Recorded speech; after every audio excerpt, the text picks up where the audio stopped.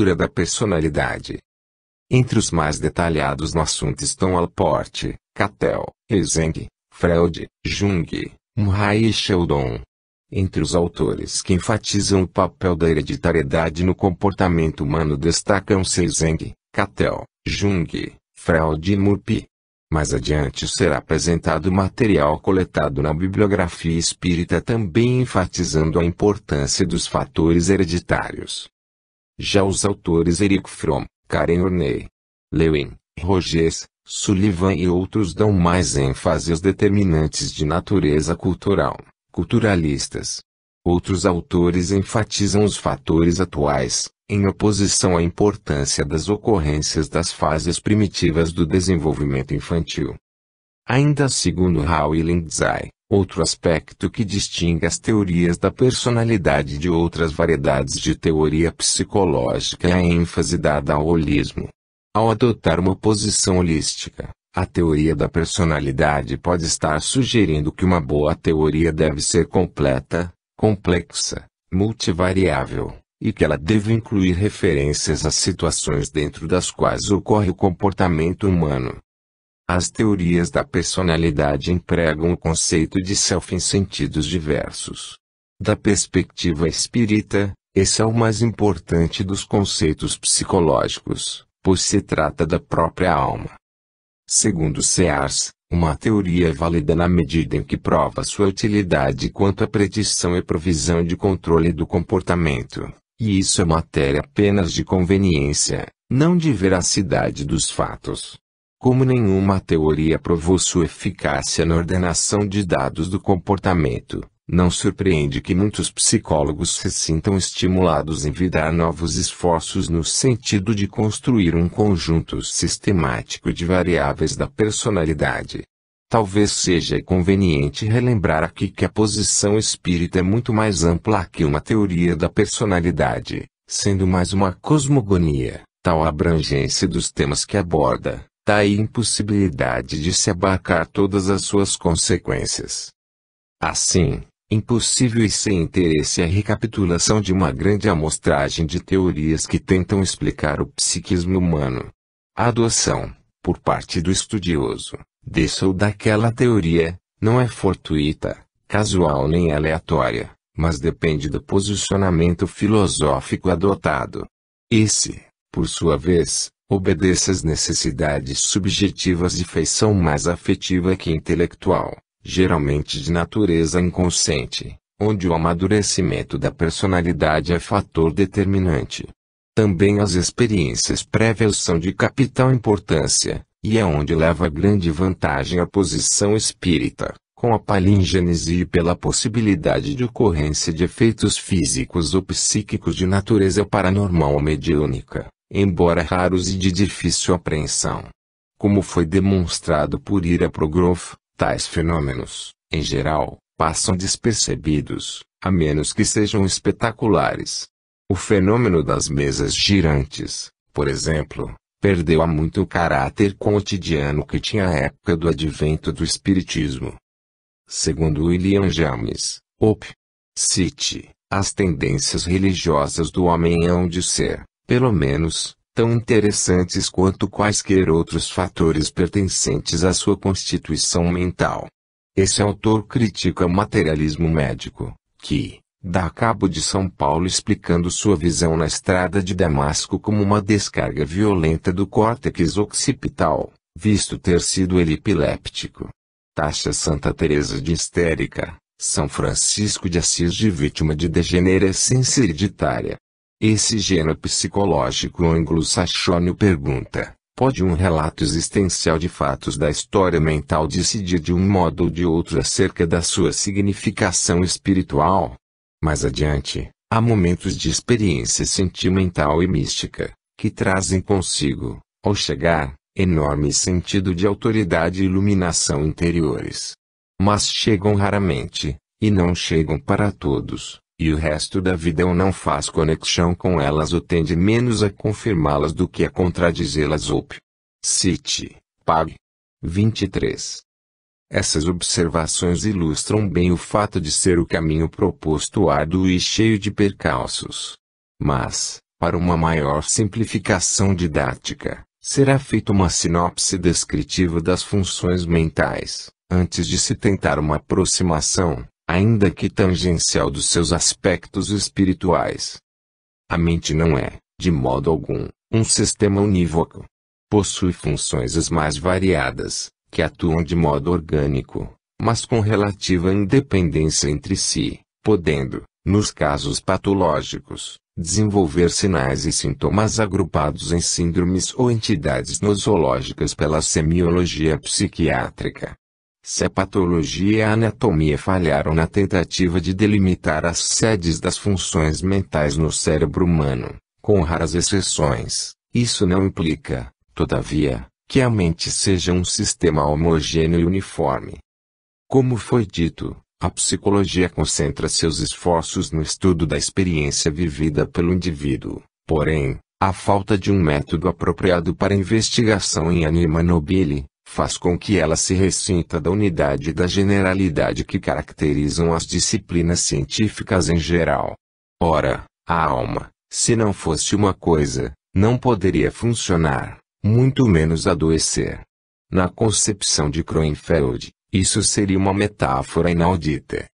Apesar dos esforços da psicologia, da psiquiatria, da psicopatologia, da antropologia cultural, da sociologia etc., as dificuldades nesse campo do conhecimento continuam ainda intransponíveis. Segundo Ipain, fazer uma ideia do que se passa na mente de uma pessoa com, por exemplo, ideação delirante alucinatória, é algo que foge à experimentação e introspecção. Blondel considerava que, quando se define a alucinação como uma percepção sem objeto, ou quando se diz que o delírio é um juízo falso ao qual se aferra o enfermo apesar de todas as provas em contrário, recorre-se a fórmulas verbais que, sem serem tecnicamente falsas, não levam à compreensão do que significam, de fato, para o paciente, a experiência alucinatória ou delirante, nem o que realmente experimenta no curso de tais experiências. Se as dificuldades são tremendas, no campo da ciência oficial, elas se multiplicam, no campo espírita. Isso devido, segundo ela, à plasticidade e interdependência entre a substância astral e as mentes dos espíritos que a habitam. Há inúmeras descrições de que os planos ditos do umbral, as demonotropias, licantropias etc., e mesmo os planos superiores, seriam criações formais secundárias aos padrões de pensamento dos grupos especiais de espíritos que os habitam. Um exemplo de licantropia plástica, se é que se pode assim denominar tal fenômeno, pode ser visto na interessante obra Libertação, de A. Luiz.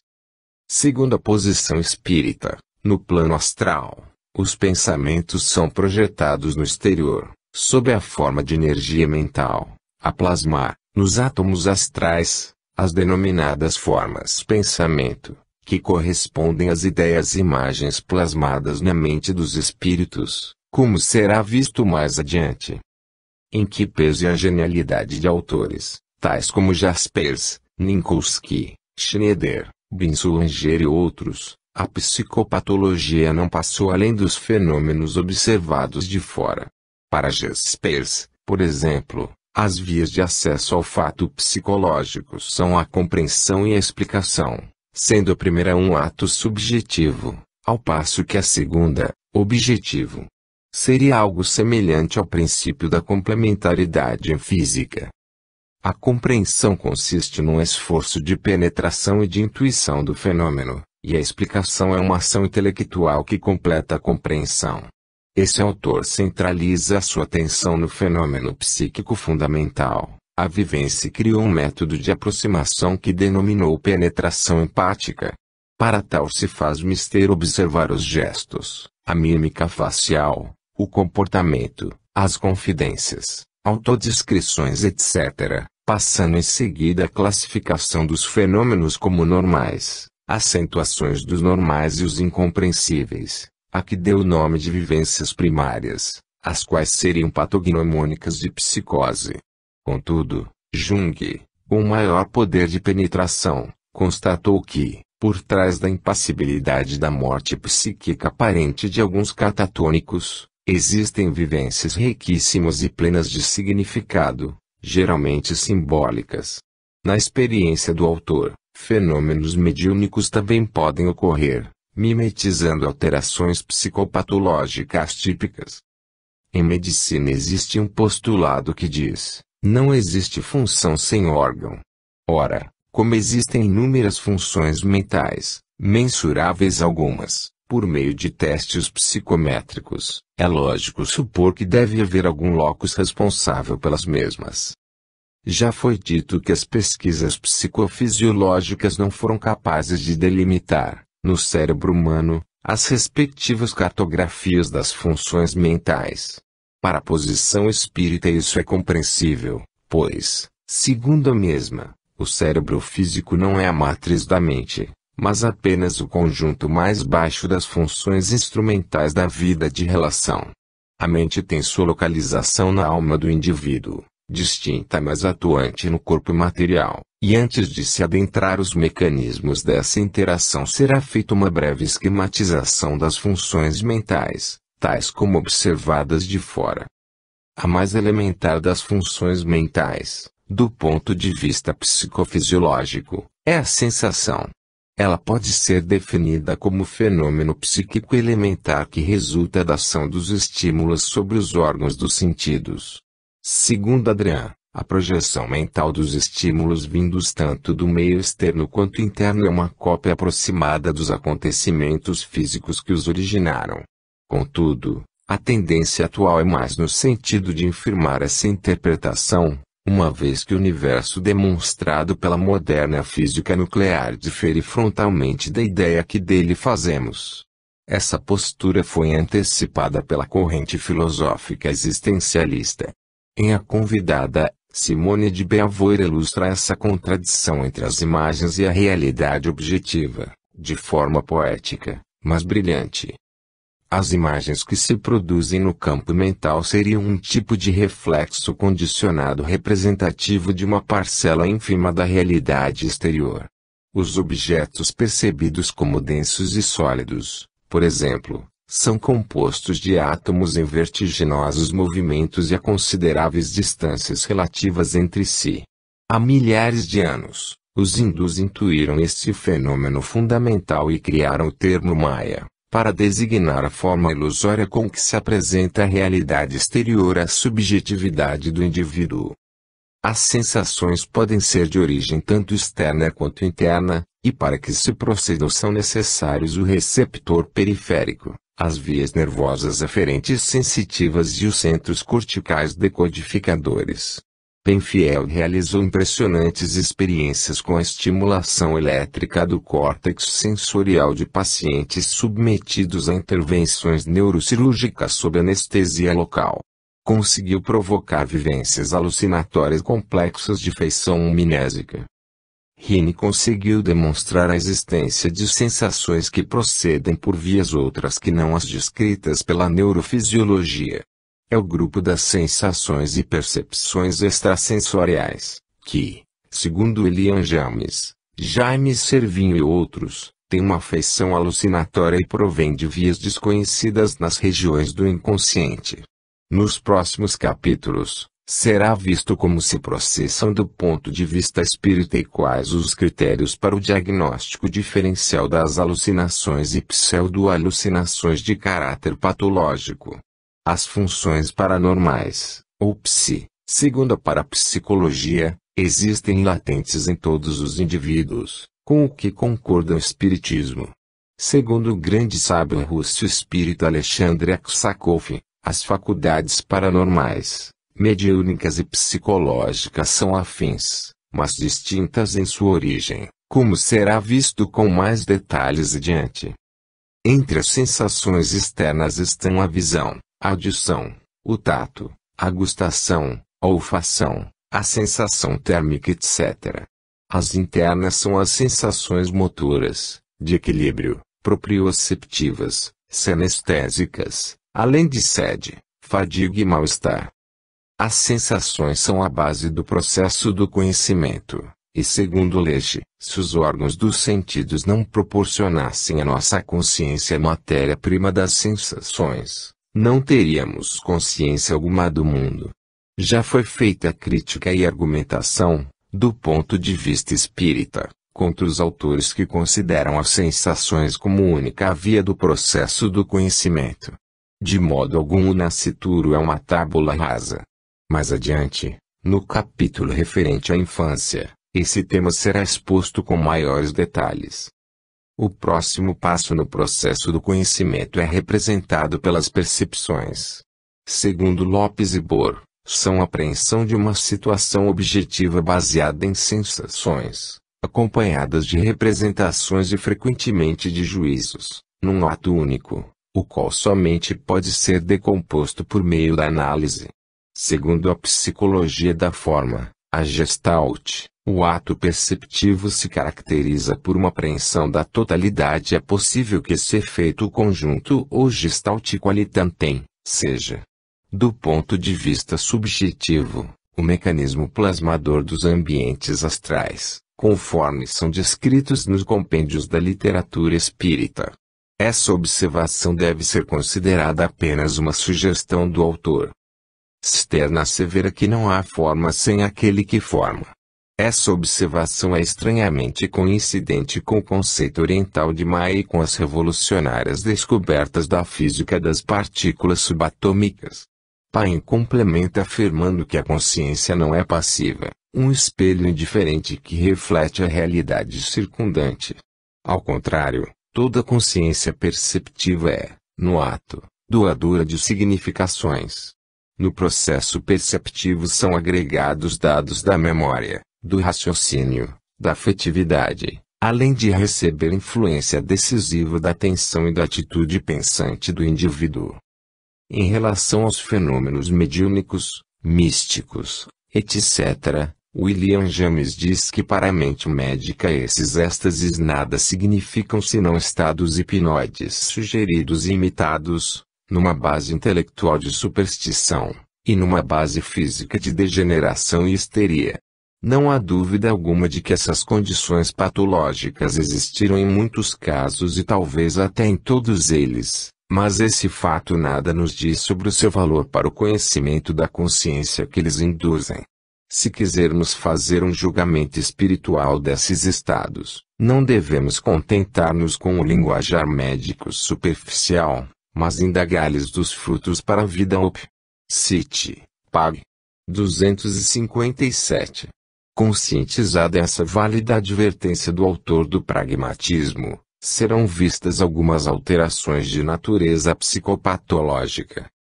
No campo psicopatológico, as funções estudadas acima podem apresentar alterações, tais como hiperestesia, hipoestesia, anestesia, analgesia, agnosias, ilusões sensoriais, etc. Podem ocorrer tanto nos transes mediúnicos, não necessariamente patológicos, como em diversas síndromes neurológicas, psiquiátricas, e sob efeito de substâncias psicodislépticas.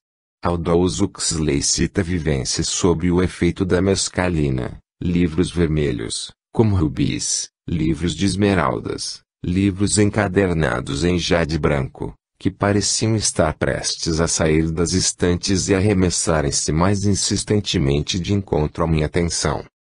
Ao ato de conhecimento que consiste na reativação de uma lembrança ou imagem amnésica, sem a presença real do objeto correspondente, dá-se o nome de representação, Paine. Em geral não constitui uma reprodução rigorosa do objeto representado. É um processo dinâmico e não estático.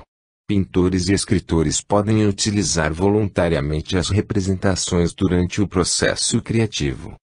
As representações podem variar em relação ao tipo de imagem que provocam na mente do sujeito. Podem ser perceptivas, representativas, oníricas, fantasias, pareidolias, imagens edéticas, ilusões, pseudo-alucinações e alucinações verdadeiras, além das oriundas das percepções mediúnicas e extrasensoriais. De um modo geral, existe, entre os psicoterapeutas, A tendência de rotular como sendo de natureza patológica um grande número de vivências que poderia muito bem ser consideradas como funcionais ou fisiológicas. Entre as grandes personalidades artísticas, é comum a ocorrência de diversos tipos de imagens acima mencionadas. Segundo seus biógrafos, Beethoven teria ouvido, acabado, o tema do quarto movimento da Sinfonia Coral. Da sacada de seu quarto em frente a uma praça de Amsterdão, Rembrandt teria visto a magnífica cena retratada em seu quadro da Última Ceia. Em relação a Handel, ao compor o oratório Messias, teria também tido uma visão do Cristo. É bem conhecido o fato de que o físico-químico Kekulé encontrou a fórmula estrutural do núcleo benzeno, de forma simbólica, durante o sono. Assim também teria sido descoberta a fórmula da insulina. Albert Einstein fez revelação de vivência semelhante, perante o parlamento britânico, a respeito do modo como visualizava o universo, com a solução matemática que culminou com o advento da teoria da relatividade. Em sua autobiografia, Jung relata o fato de que, nos intervalos de sua labuta psicanalítica, conversava com uma imagem a que denominava Filemon. Consta que também Sócrates tinha o seu daimon particular. Segundo von Franz, Jung cita Shakespeare e Bach como exemplos de artistas que criavam sem a participação do ego. Como foi salientado por Progroff, essas vivências não são raras. Qual a justificativa científica para o psicopatologista rotular essas vivências como sendo de feição patológica? Mesmo que não se admita a hipótese de uma realidade espiritual, não existem justificativas de ordem técnica para rotular todas essas vivências como sendo patológicas. Aliás, faz parte do desenvolvimento psíquico infantil a criação de amiguinhos imaginários, de natureza provavelmente eidética, que não são patológicos. Alguns autores utilizam até mesmo essas imagens com finalidades terapêuticas. É bastante conhecida a técnica do sonho acordado de R. Desoli, bem como a técnica da imaginação ativa de Jung. Ocorre que essas imagens são, até certo ponto, autônomas, desenvolvendo pontos de vista opostos ao do eu consciente. Daí o seu imenso potencial terapêutico na resolução de conflitos intrapsíquicos. O mesmo pode ser dito em relação ao mediunismo. A própria psicopatologia considera as alucinações hipnagógicas e hipnopômpicas como sendo normais.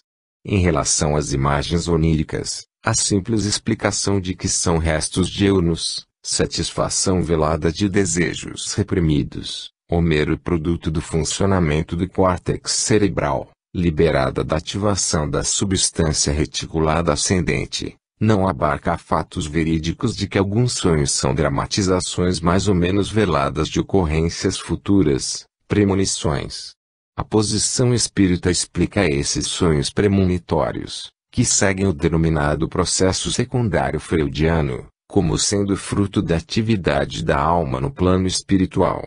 Por mais inverossímil que seja essa hipótese, do ponto de vista da lógica formal, é plenamente coerente com determinados fatos, ainda que raros.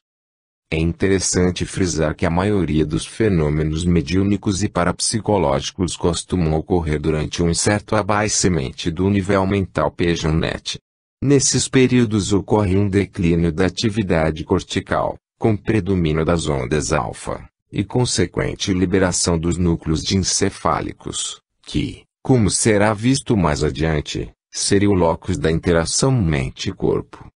Segundo Mirey Y. Lopes, a alucinação seria uma imagem representativa que adquire critérios de sensorialidade necessários para ser aceita pelo juízo da realidade como proveniente de um objeto exterior.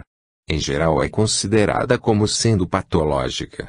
Contudo, será visto mais adiante que determinadas alucinações podem ser fruto de estimulação das estruturas diencefálicas por estímulos de natureza extrafísica, e secundariamente atingirem o córtex cerebral, quando então são percebidas pelo eu. Assim, fica demonstrada, pelo menos presuntivamente, A necessidade de um cuidadoso estudo dessas vivências para que se possa realizar o diagnóstico correto. São de capital importância o conteúdo dessas vivências e suas relações com o conjunto global da personalidade do indivíduo, além, é claro, de uma possível análise comparativa com a realidade que a vivência se propõe comunicar. Segundo William James, vivências religiosas autênticas formam um contínuo com a vida psíquica normal e patológica. Mas, quem pode ser considerado absolutamente saudável tanto física como mentalmente? Uma análise cuidadosa demonstra que muitas alucinações não passam de ilusões ou de interpretações falsas de fatos comuns. Os doentes podem dizer, são umas vozes, ou é como se fosse um telefone, ou é uma espécie de, ou são vozes caindo do céu como gotas d'água paim. Segundo Bailager, as alucinações podem ser psíquicas ou psicossensoriais. Existem as pseudo-alucinações de Kandinsky, etc. Para os teóricos, a alucinação estaria para os centros sensitivos sensoriais como a epilepsia estaria para os centros motores e pode ser provocada pela estimulação elétrica do lobo temporal. Penfield conseguiu reproduzir fenômenos alucinatórios, como já foi dito, além de ilusões e sonhos complexos, dessa maneira. Um paciente estimulado por Penfield relatou, ouço minha mãe e meu irmão conversando, e, apesar disso, tinha certeza de que estava na sala de operações, idem. Contudo, não existe, entre os diversos autores, concordância em relação aos mecanismos fisiopatológicos das alucinações. A escola pavloviana, por exemplo, diverge da opinião de teóricos ocidentais. Segundo Noyes, as alucinações seriam fruto da projeção, para a realidade objetiva, de necessidades psicológicas, tais como realizações de desejos, exaltação da própria personalidade, crítica, censura, culpa, autopunição, desejo de uma realidade mais satisfatória, etc.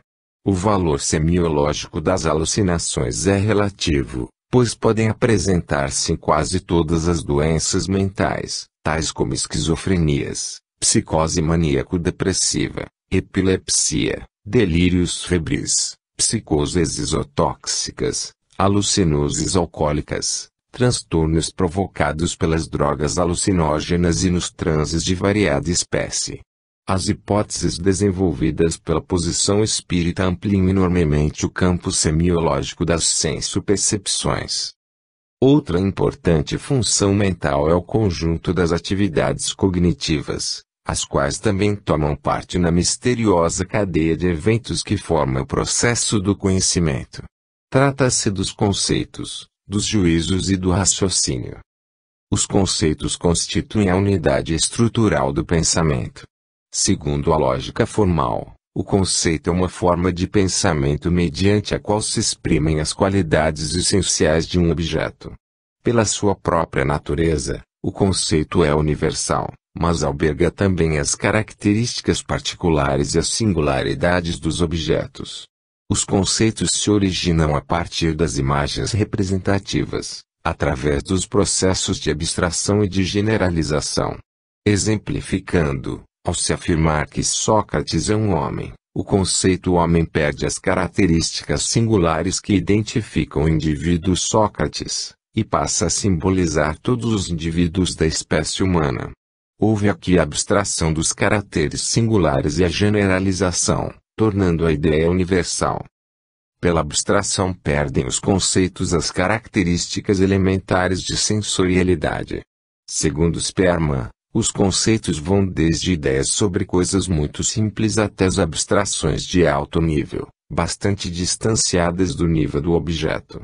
Russell afirma que os conceitos do adulto determinam razoavelmente o que ele sabe, o que ele crê e assim, em grande parte, o que ele faz.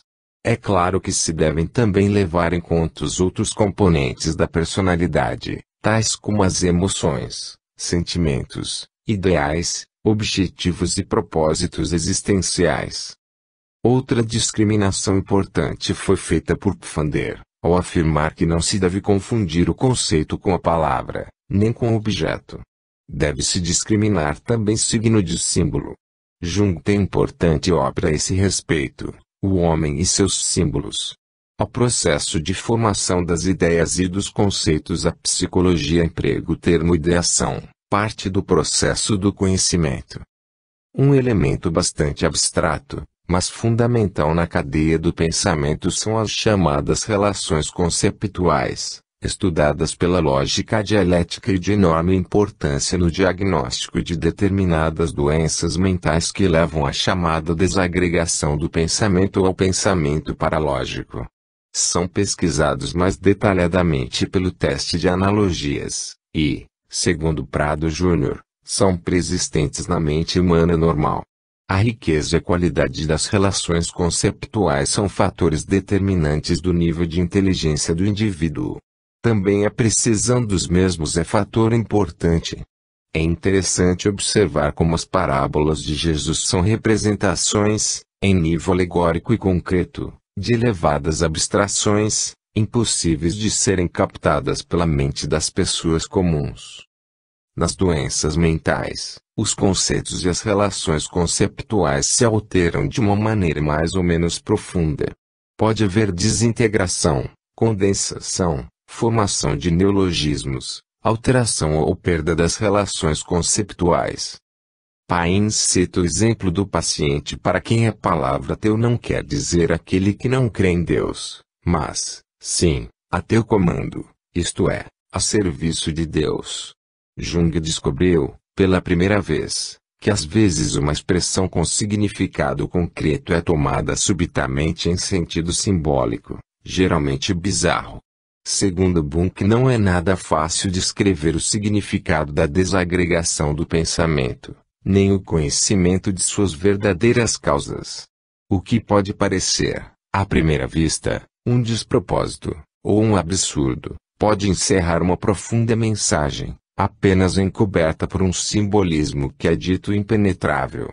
Contudo, essa impenetrabilidade deve-se mais à ignorância do pensamento lógico em apreender o significado do pensamento mágico do inconsciente, segundo Jung, que era o perito dos peritos em decifrar o pensamento mágico de povos primitivos, a linguagem simbólica dos sonhos ou pensamento paralógico dos psicóticos.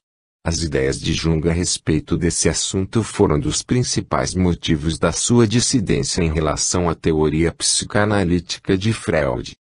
A análise do pensamento deve também incluir as regras de sintaxe, de semântica, bem como as diferentes formas de estilo, maneirismos, regionalismos, etc. Uma outra função mental que também faz parte do processo do conhecimento são os juízos. A lógica estuda os juízos em seu aspecto normativo, de acordo com as leis formais do pensamento, sem levar em conta o seu conteúdo, mas do interesse da psicologia e da psicopatologia. Do ponto de vista da lógica formal, os juízos consistem na afirmação ou negação de uma relação entre dois conceitos. Os juízos se expressam na linguagem, segundo Paine, sob a forma de proposições, e podem expressar a verdade ou o erro, conforme suas afirmações correspondam, ou não, aos fatos da realidade objetiva. Segundo Jung, mesmo os juízos patológicos podem ser considerados como uma realidade na medida em que expressam verdades subjetivas do sujeito doente. Aos distúrbios do pensamento oriundos do ato de formação dos juízos dá-se o nome de delírios. O delírio de perseguição, por exemplo, pode existir como um fato real, político, policial, etc. Contudo, num esquizofrênico, a vivência persecutória surge na mente do doente sem elementos da realidade que justifiquem a mesma. Os serviços de espionagem desenvolveram técnicas psicológicas, de uso coordenado, capazes de criar em suas vítimas configurações pseudodelirantes, em nada distinguíveis dos delírios patológicos. O autor observou um quadro rotulado como esquizofrênico, em uma médica perseguida por motivos de natureza política. São métodos de tortura cruéis, sendo que na antiga URSS essa dissidência política era considerada sintoma de psicose, podendo levar suas vítimas à reclusão, vide as escolas de vingadores, em Ação e Reação, a Luiz, Pag. 110. Segundo Bleuler, as ideias delirantes são representações inexatas que se formaram não por uma causa insuficiência da lógica, mas sim por uma necessidade interior de natureza afetiva. Segundo Jaspers, os delírios podem ser primários ou secundários, e geralmente se caracterizam por uma convicção extraordinária, pela impermeabilidade a experiências refutações lógicas e pela inverossimilhança de conteúdo. De acordo com Kurt Schneider, a percepção delirante ou delírio primário é a atribuição de um significado anormal a uma percepção normal, geralmente no sentido autorreferente, sem que, para isso, existam motivos compreensíveis não só do ponto de vista da razão como dos sentimentos. Geralmente possui, para o doente, um significado transcendental, luminoso. A principal característica do delírio primário é a incompreensibilidade. Todavia, esse critério de incompreensibilidade varia enormemente de terapeuta para terapeuta. É interessante adiantar neste capítulo que, pelas descrições da literatura espírita, existem, no plano espiritual, entidades em franco processo ideativo delirante alucinatório. Esses quadros também podem ser observados em inúmeros transes mediúnicos, embora se deva ter sempre em mente a possibilidade de que tais produções sejam oriundas do inconsciente da própria personalidade do médium, conforme será visto mais detalhadamente nos próximos capítulos, especialmente nos casos de psicose latente. Como, de acordo com a posição espírita, tais quadros ideativos delirante alucinatórios podem ser encontrados também em personalidades espirituais, desprovidas de corpo físico, deduz-se que alguns quadros de natureza psicopatológica têm o seu locus no cérebro perispiritual. Provavelmente esse seria o caso das graves psicoses endógenas, as quais não demonstraram seus segredos às pesquisas anatomopatológicas, como já foi explicitado. Alguns fenomenologistas interpretam esse transtorno no ato de integração significativa como secundário a um grave transtorno do eu. Com isso concordam os autores psicanalistas, quando afirmam que a função do réu é um atributo do ego. Contudo, de acordo com Jung, o ego não seria mais que um complexo psicológico que, através do processo de individuação, pode ser dispensado, transferindo o foco da consciência para níveis mais interiores. Com essa hipótese concorda William James, bem como diversas correntes espiritualistas, inclusive Aksakov. Contudo, também é possível a existência de subpersonalidades inconscientes, fruto do processo de dissociação da consciência, ou ainda resquícios de vidas passadas. Será estudado, em capítulo à parte, o processo de formação do ego infantil. Serão analisados as revolucionárias descobertas dos psicanalistas infantis Spitz e Emil Hibble, a respeito da necessidade de estimulação tátil cinética, e aquecidas das luzes da posição espírita, a respeito do suporte biomagnético fornecido pelas figuras parentais. Como se pode deduzir, os aspectos espirituais aumentam, em proporção geométrica, as enormes complexidades da mente humana. Assim, quando se diz que o significado de um delírio primário é não só estranho como impenetrável, deve-se tomar essa afirmativa como relativa à história pregressa da atual existência.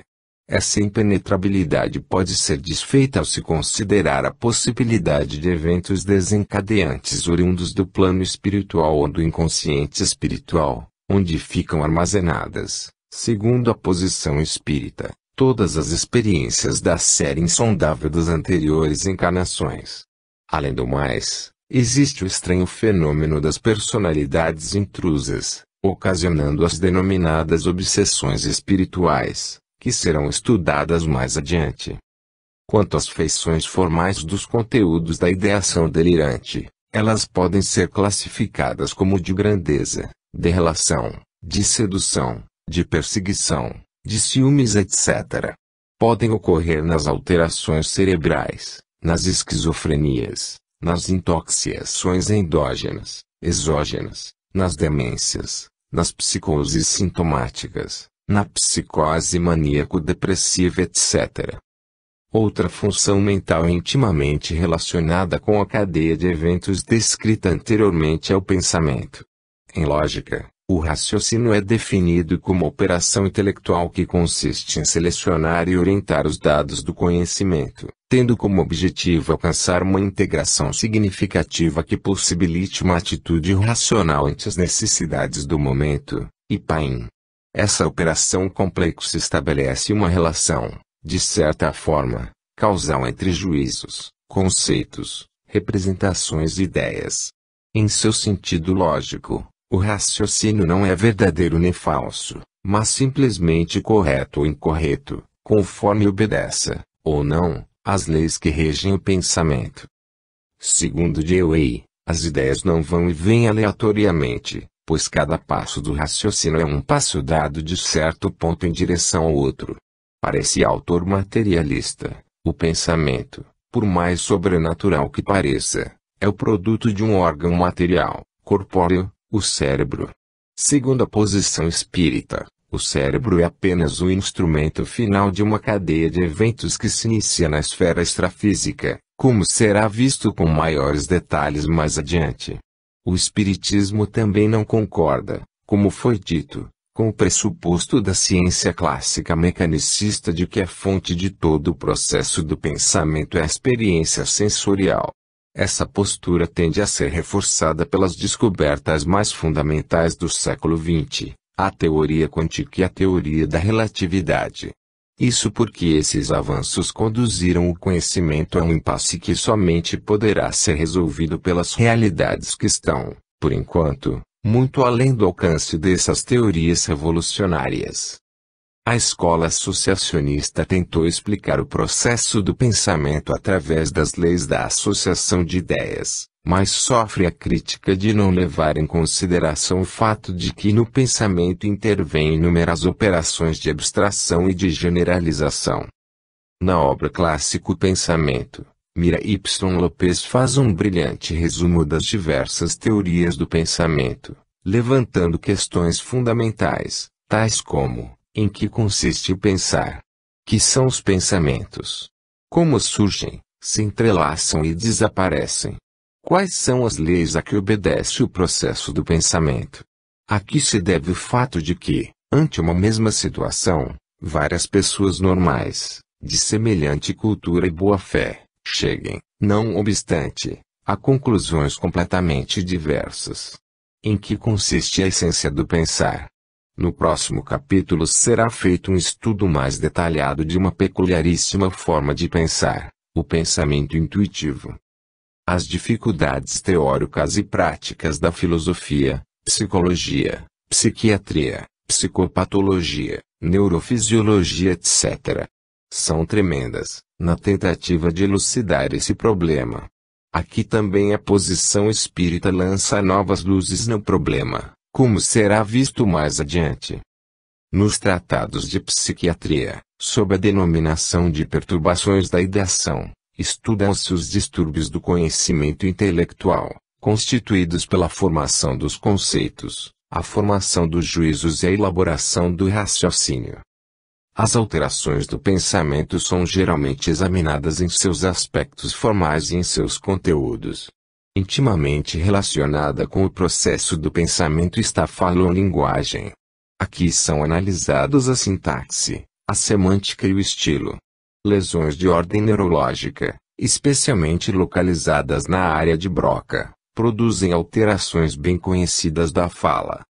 Quanto às principais alterações do pensamento, destacam-se o bradipsiquismo, o taquipsiquismo, a fuga de ideias, a perseveração, a prolixidade, a desagregação, a incoerência, o bloqueio ou interceptação do pensamento, a compulsão a pensar, as obsessões, o pensamento paralógico, o pensamento dereísta e o autismo. De particular interesse para a posição espírita é o grupo das obsessões, que podem ser de etiologia neurótica, até mesmo psicótica, ou efeito de influenciações de feição espiritual, obsessões simples, fascinações e subjugações, segundo a Kardec. O pensamento também pode apresentar variações de natureza qualitativa, que vão desde a pobreza conceptual e do concretismo das oligofrenias até as elevadas abstrações das mentes geniais. A forma mais diferenciada de pensar é o pensamento intuitivo, ou modalidade de pensamento inconsciente ou subcortical como querem alguns, ou formas as mais variadas de percepção extrasensorial como querem outros. Ambas as hipóteses são verdadeiras, sendo que a segunda será estudada no capítulo referente às funções mediúnicas. Provavelmente a função mental mais abrangente e importante para a vida psíquica seja a afetividade. É a faculdade de se experimentar emoções e sentimentos. Segundo Delay, na esfera tímica, que engloba todos os afetos, o humor representa um papel similar ao que a consciência tem na esfera noética, que engloba todas as representações. Essa afirmação peca por uma excessiva redução do significado do conceito de consciência, que de modo algum exclui os afetos. Com essa assertiva concorda Bleuler ao dizer que o humor ou afetividade consiste na soma total dos sentimentos presentes na consciência em dado momento. O termo consciência, que difere do conceito de censura moral geralmente empregado na terminologia de diversos credos religiosos. Segundo o Espiritismo, os estados de consciência, que estão impregnados pela tonalidade afetiva fundamental da alma, representam, na vida espiritual, os graus de evolução espiritual da personalidade são prontamente reconhecíveis na tonalidade da aura bem como na densidade do corpo espiritual. Isso se deve ao fato de o corpo espiritual ser muito mais psíquico que somático, se é que se possa usar esse termo por analogia. Um exemplo mais primitivo e instintivo de afetos são os deliciados diante de agressões ambientais e expressos pela conhecida reação psicofisiológica de fight or flight, luta ou fuga. As emoções e sentimentos mais complexos e diferenciados e, portanto, mais evolvidos, são os representados pelos indescritíveis estados de euforia dos estados de êxtase, denominados por Freud como sensação oceânica, e explicados como uma forma de regressão ao útero materno. Na opinião pessoal do autor, não ocorreria uma regressão, mas um alargamento dos limites do complexo do eu, ou até mesmo a perda dos seus limites, num processo algo semelhante à dissolução psicótica da personalidade, mas sem a perda do contato com a realidade, e assimilação de vastas regiões do inconsciente de outras encarnações e, também, com assimilação de energias oriundas de planos mais elevados do mundo espiritual. Freud declarou nunca ter experimentado uma sensação oceânica, mas conhecia relatos de inúmeras pessoas idôneas que diziam tê-la experimentado, as quais não eram portadoras de nenhum distúrbio psicopatológico. Proust descreve uma experiência semelhante, provocada pelo retorno à consciência de lembranças previamente esquecidas. Invadira-me um prazer delicioso, isolado, sem noção da sua causa.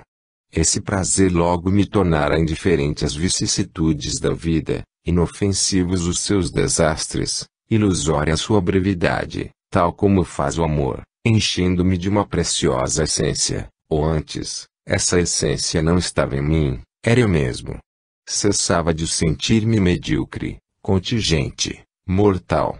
De onde me teria vindo aquela poderosa alegria? De onde vinha? Que significava? Onde aprendê-la? E recomeçou a me perguntar qual poderia ser esse estado desconhecido que não trazia nenhuma prova lógica, mas a evidência da sua felicidade, da sua realidade ante a qual as outras se desvaneciam. Quero tentar fazê-lo reaparecer. La recherche du temps perdu. A literatura está repleta de descrições de experiências especiais, em personalidades especiais, existindo um novo ramo da psicologia que estuda aprofundadamente o assunto, A psicologia transpessoal. Segundo Stonring, a distimia pode ser considerada anômala quando não se encontra nenhum motivo que possa explicá-la ou um motivo é insuficiente. Kurt Schneider considera os sentimentos como estados do eu. Essa definição peca por ser redutiva e mutiladora da vida psíquica. Jung declara que o eu está para o resto da psique como a ilha está para o oceano. Stonring afirma que a atitude afetiva de uma pessoa deriva do núcleo da personalidade, e cita a beatitude, o desespero, o remorso, a paz, a serenidade espiritual etc., como exemplos dessa suprema região da vida emocional. Segundo a posição espírita, o núcleo da mente está localizado na alma, onde habita uma centelha da divindade. Segundo o método científico, a existência de Deus pode ser aceita, se não como convicção pessoal, como uma probabilidade matemática. E se a probabilidade matemática da existência da divindade for igual à unidade? William James, Op. Cit., declara que creio que terei êxito, pelo menos, em convencê-los da realidade dos estados em apreço, e da importância soberana da sua função. Considera os portadores de 4 características genéricas: inefabilidade, qualidade noética, transitoriedade e passividade. Pags. 237, 238. Nessa quarta categoria inclui o discurso profético, a escrita automática e o transe mediúnico. Mais adiante será dada a divisão de Alexandre Aksakov com relação a essas vivências. Até onde pôde pesquisar o autor, o Espiritismo deixa em aberto as questões, tais como o centro da alma, sua origem etc., como se pode depreender da resposta à pergunta número 78 sublinhado de O Livro dos Espíritos, quanto, porém, ao modo por que Deus nos criou e em que momento o fez, nada sabemos, aí é que está o mistério. Na questão número sublinhado 11, lê-se será dado um dia ao homem, compreender o mistério da divindade. Quando, pela sua perfeição, se houver aproximado de Deus, ele o verá e o compreenderá. Essa evolução, claro está, é de natureza psicológica. Entre as alterações da afetividade, destacam-se a hipertimia, a hipotimia, a ansiedade ou angústia, a depressão, a ambivalência, as fobias, o empotamento etc. Uma outra função mental é a denominada atividade voluntária. É também chamada de função conativa, onde intervém uma série de fenômenos psíquicos, tais como percepção, representação, conceitos, afetos etc. Segundo Pain, existem em torno de 3 fases no ato voluntário: deliberação, resolução e execução. O substrato desse complicado processo são as funções instrumentais da vida de relação. Em sua obra revolucionária Psicopatologia da Vida Cotidiana, Sigmund Freud demonstra, através de extensa casuística, a que denominou de atos falhos, lapsos de linguagem falada e escrita etc., a existência de determinantes inconscientes na atividade voluntária. O teste de associação de palavras, de Carl Jung, base dos modernos testes detectores de mentira, confirma essa hipótese da atividade subliminar ou subconsciente. Segundo a corrente behaviorista, a origem da energia gasta no comportamento seriam as pulsões biogênicas, a busca de redução de tensão e o valor simbólico enorme. O conjunto de informações acumuladas pela psicologia experimental sobre o comportamento humano e animal. Os psicólogos tendem a evitar o termo vontade devido às conotações teológicas a ele associadas.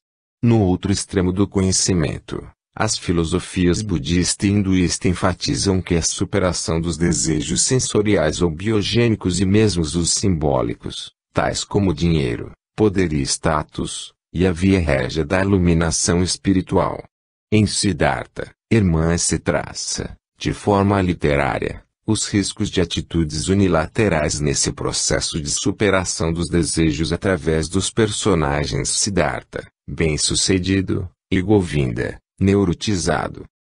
A maioria dos atos executados na atividade voluntária é relativamente automática, reflexa e instintiva. A natureza e a direção do ato volitivo dependem do conteúdo cognitivo, mas a intensidade da ação é mais influenciada pela afetividade.